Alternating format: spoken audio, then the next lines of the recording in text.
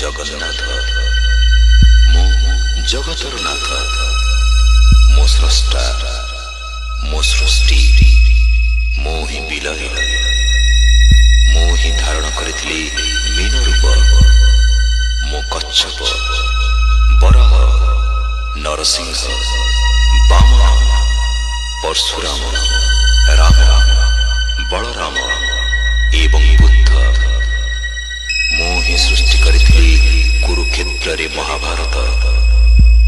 ମୁଁ କେବଳ ମୁଁ, ଆଉ ମୁଁ ହିଁ ଆସୁଛି କଳ୍କି ରୂପରେ।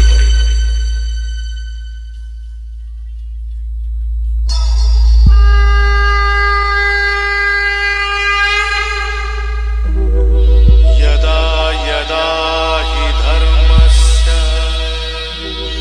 ग्लानिर्भवति भारत अभ्युत्थानमधर्मस्य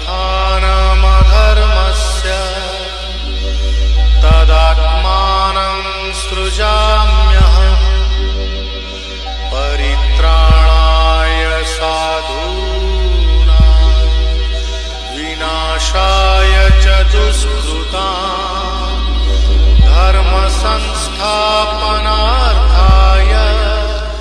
संभवामि युगे युगे।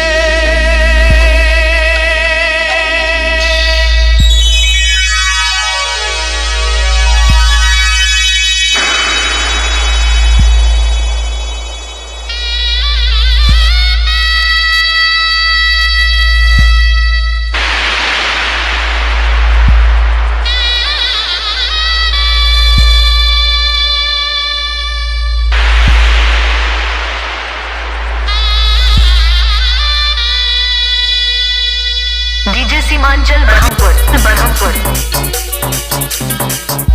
महाभारत